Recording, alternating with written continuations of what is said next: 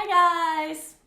This is a impromptu, spontaneous FriYay Q&A today. I didn't tell y'all about it. It is Friday, right? I had a brief thought that it might not be Friday because my kid's been out of school all week. So the schedule's not the norm, but I'm pretty sure it's Friday. I live my life by the moon, and I know we have a new moon in a few days, and I think the day the new moon is a Sunday, so I'm pretty sure it's a Friday. So one of the things I thought I would talk about today, I actually asked Mark, my husband, what I might talk about today, and he had a good thought, and he was like, well, what about, he's watched me struggle with doubt, with self-doubt more than anything, as I've stepped more and more into the work I do, and the questions I ask myself, and the ways I work through and navigate the doubt that is truly a daily part of my existence and of doing the work I do. And I think that relates to everyone, whether you do spiritual magic work for a living or just anything else. We all doubt ourselves more than we should. And we also have to navigate the doubt that other people have. Even the people that truly do support us, there can also be doubt there that can be really, really hard to confront and to truly feel it, especially if you're someone like me that feels everything all the time, even with really good boundaries set. It's hard not to. If someone is doubting me or the work I'm doing, I know it, I feel it, and it used to really wonk me. And sometimes it can even still kind of work its way in there, but more and more I've learned I don't have to prove myself. There's really nothing to prove. But I've also had to really work on not being completely taken out by that doubt, because the doubt from other people was really only mirroring and amplifying the doubt within myself. And as I worked on my own doubt, my self-doubt, it made me much more immune to other people's doubt. And so it wasn't about, hi Bailey, I loves you. Mwah. It wasn't about being the best. That was one of my tactics though. One of the tactics to overcome the doubt was I'm going to study astrology. I'm going to study tarot. I'm going to study Reiki. I'm going to learn all the things. I'm going to be the most educated, overeducated, experienced, practiced person so that my knowledge and my obvious erudition will keep the doubt at bay. But that's really all it did. It was like this armor that would keep out some of the doubt that I would it became like a security blanket of no, you really know this, you've studied this. But so much of what I do isn't from books. Bailey can totally relate. I'm glad. I know you do. It's tough because we want all the certifications. We want to have something that proves A, this is real, and B, you can trust me, and I'm not a fraud, and I'm not making this up, and here is a system, or here is a tool or a device that can validate this more spiritual, energetic, and intuitive stuff we're doing. Alex says that's totally where I'm at right now, that feeling needing armor and over preparation, right? It's tough. But it's also so friggin' patriarchal. And not. There's a part of it that comes from do you have the degree? Do you have the certification? Are you truly an expert in this stuff to be able to offer this? And the other part of it is the deep responsibility, that care we feel for other people, and the weight of when you are in a role like this work of giving people guidance, of speaking almost on behalf of their higher self and guides. there's a real weight with that. And that's something I take really seriously.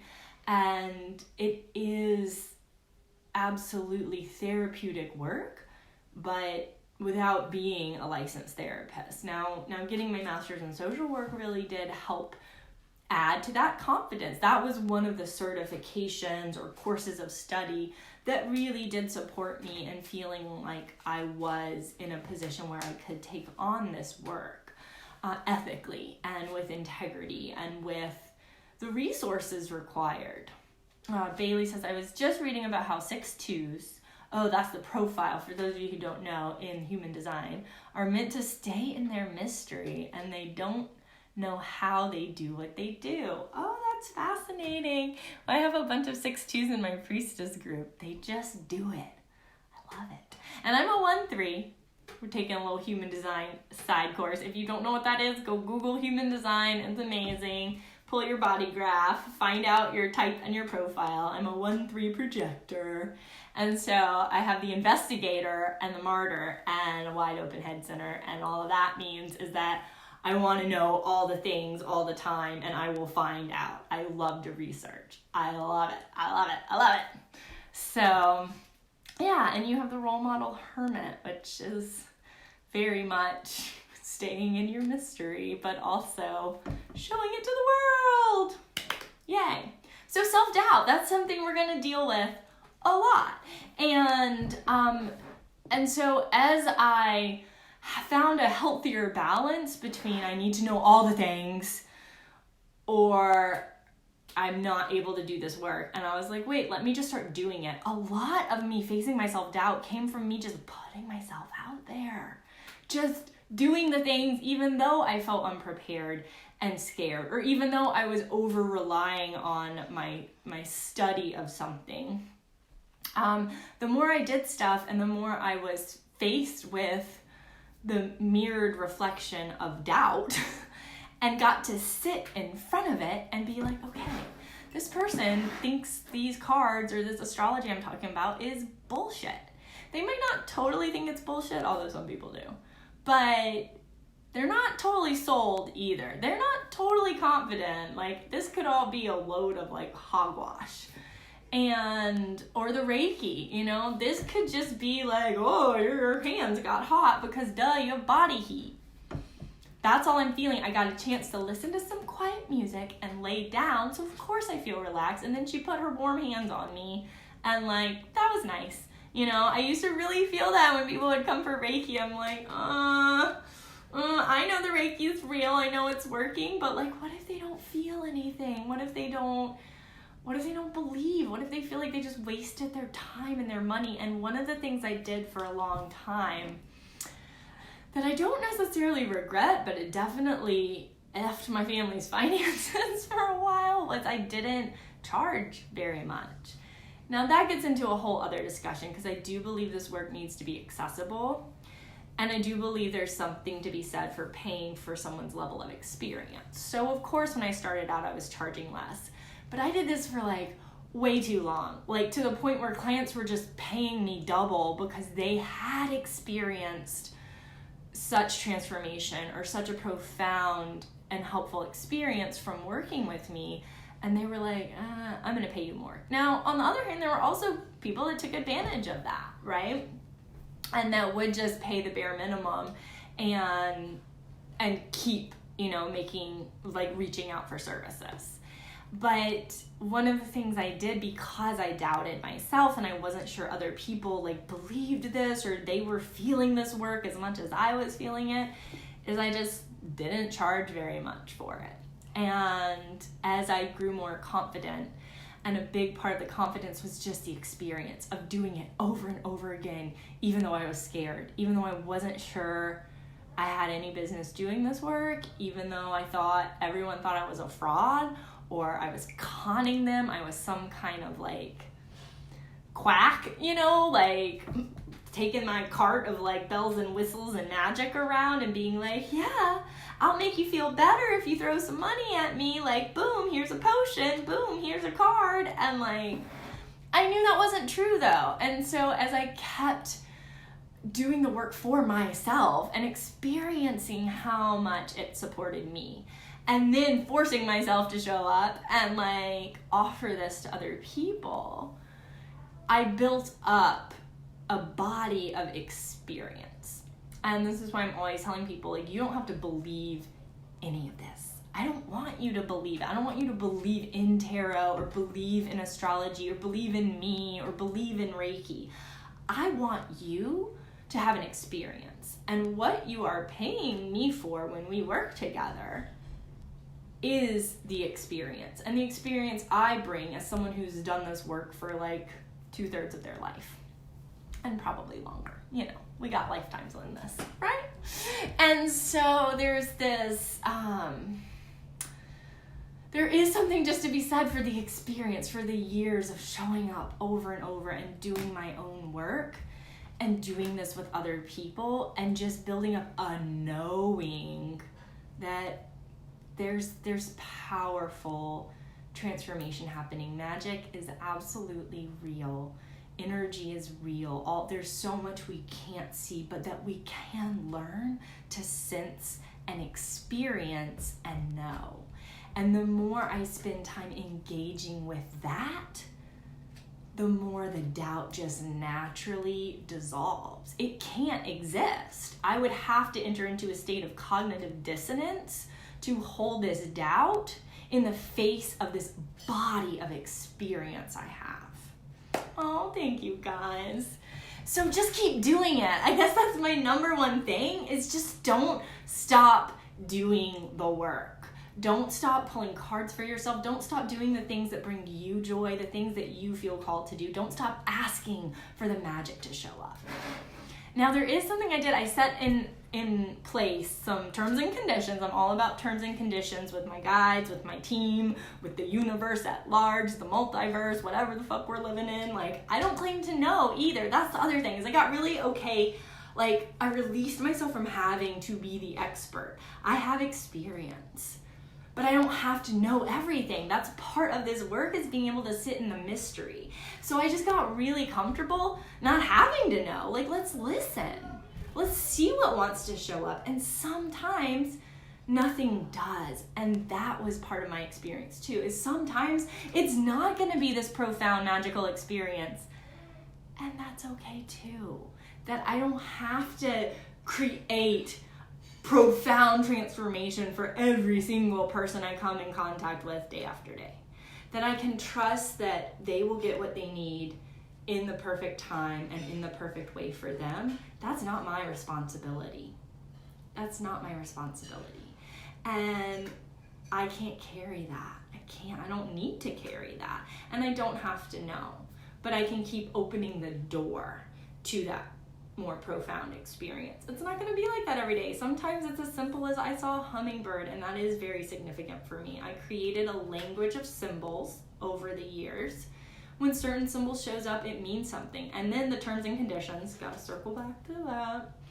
I set these terms and conditions with all that is, that because I am critical and I am skeptical, I needed signs and threes. So like, if you really want something to be a message for me, it needs to show up 3 times. And so it does. Like, it's kind of like playing chicken with the universe. Like, you're coming at me with your messages, but like, I'm coming at you with my doubt. So you better, if this is real, prove it. Prove it to me by overcoming the statistical odds that this is just bullshit. Like, that there aren't really signs.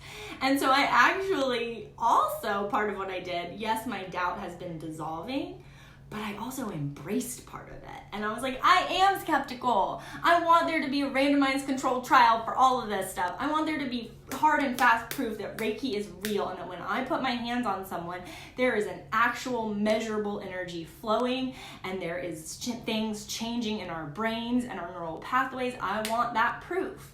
So if you're gonna send me signs, it can't just be written off as a coincidence. I need it 3 times. I need it loud and clear. And I ask for that, and I ask for that again and again and again. And they do. They work with that. And I don't always need it all the time anymore, but for anything big, if I'm like, not feeling clear on a decision and I'm asking for guidance, it's got to come up 3 times or I don't proceed. I got really comfortable waiting. I got really comfortable being in the doubt and being like, okay, if I don't get a sign 3 times, it's not really a sign, it's just a coincidence. So I kind of embrace part of my doubt and my skepticism, and I think that's healthy, you know, because not everything is a sign. Not everything is this profound, like, transcendent experience. I mean, in the big picture, it all is, and it all isn't. So I armed myself. No, I linked arms with my doubt, but like took the armor off. Like, okay, this doubt is here and it might not ever go away. I will always be somewhat skeptical. I just will. And so I embrace that and then let life surprise me and show me, hey, there are a lot of unseen things that are happening. There is a real energy moving. There are ways of communicating with things we can't see and with deeper things within ourselves. And I just, again, kept showing up and doing the work. And over time, the doubt became my friend and didn't get in the way so much. It's like, oh, okay, I feel that. And so now, like, if I'm doing readings, I don't do as many events anymore. This year is a very different year for me, but like I've done a lot of readings at events. And I'll get a lot of people that sit down because their partner really wanted them to get a reading, but I can tell they don't believe this. And it can be very challenging to read for someone that is looking at you like, this is hogwash, this is bullshit. Like, okay, read my cards. Is it gonna tell me I'm gonna win the lottery? Am I gonna die tomorrow? Like, haha, what if I get death? And I'm like, okay. And I've talked about this before in one of my tarot videos, but like with things like that, I've learned to like not take that doubt personally. It used to feel very personal. It's not about me. And not only is it not about me, but I can actually relate. So I engage with that. I'm like, you know what? I still don't know if this stuff is totally real, but I keep experiencing it. So let's see what the cards might say for you today. It can be fun. Sometimes I'll make it like lighter, you know, like let's ask a crazy question. Let's look at something funny. Other times I just say, hey, you don't have to believe this. Like, I still am not sure I believe it some days. It could just all be made up, you know, but let's see. And then I have them pull a card and I ask them to sit with, like, is there anything on this card that speaks to you? Is there anything to the colors or the symbols or the images on here? The number on the card, is that significant for you in any way? Do you have someone close to you with that number as their birth date? Is this a number that's connected to a relevant age or time? Get a sign from beyond. What sign would you want? You know, we don't know what's possible, so I create space for surprise. That we're just in this mystery together and we're going to create some space for a surprise. So that's kind of how I deal with the doubt. Yeah, that's what I have for y'all today. Thanks, Mark, for that question. It's been an interesting journey. It continues to be a journey, but I'm at a much more comfortable place with doubt now. But there are still times I beat myself up. And so the last thing I will offer is when I am having a day where I'm just feeling down and I'm like, what am I doing? Like, this is really the life I've created. I basically am a professional witch. Like, it's still sometimes hard. If I'm on an airplane and someone says, hey, what do you do? It's like, oh, what am I going to say this time? You know, that's a part of the doubt. You know, how do I communicate who I am and the work I do? Because it almost feels like if I share what I really do, I have to offer proof right away, you know? And so I give myself a lot of grace and love. And I focus on what I've actually been creating and how amazing it is, even if it's not the norm, even if it's hard to talk about, even if some people don't believe in what I do or think it's like wrong or evil or satanic or whatever. Other people aren't going to understand what I do. But do we really ever understand anyone else's life? Even if you're an accountant, even if you're a graphic designer. I don't fully understand that, unless you live something, you don't really know.